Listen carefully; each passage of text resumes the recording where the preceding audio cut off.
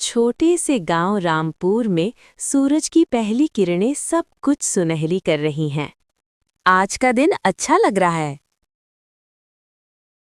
रामू और उसकी बहन गांव के बाजार जा रहे हैं सब्जियां बेचने।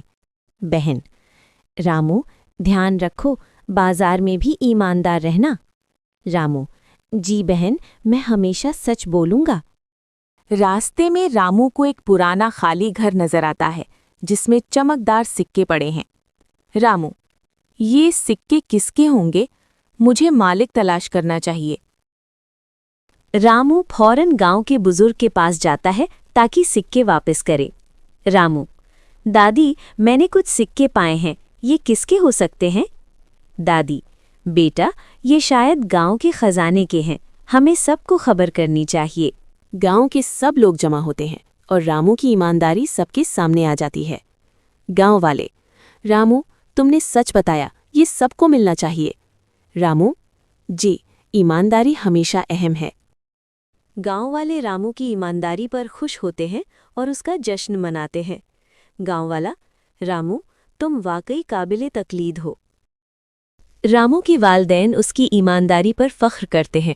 वालिद: बेटा, तुमने हमारा नाम रोशन किया। वालिदा: ईमानदारी की यही असल ताकत है। रामू के दोस्त भी उसकी तारीफ करते हैं। दोस्त: रामू, तुमने हमें सबक सिखा दिया, सच्चाई हमेशा जीतती है। गांव के बच्चे रामू से सीखते हैं कि ईमानदारी की क्या अहमियत है। गांव के बच्चे रामू से सीखते हैं कि ईमानदारी की क्या अहमियत है। बच्चा: रामू भाई, हम भी हमेशा सच बोलेंगे। रामू: बिल्कुल, ईमानदारी सबसे बड़ी खूबी है। रामू दोबारा खेत में काम करता है, लेकिन अब उसका दिल खुशी से भरा हुआ है। रामू: काम भी अच्छा लग रहा है जब दिल साफ हो। गांव में अचानक बारिश आ जाती है।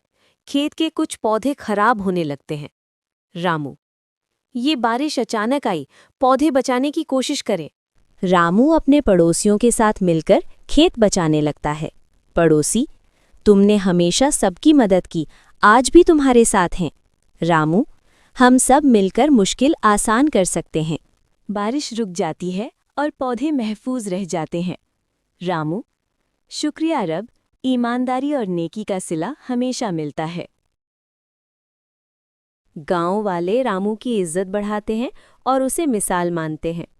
गांव के बुजुर्ग: रामू, तुमने साबित किया कि सच और ईमानदारी सबसे बड़ी दौलत है। शाम को सब लोग इकट्ठे खाने के लिए बैठते हैं।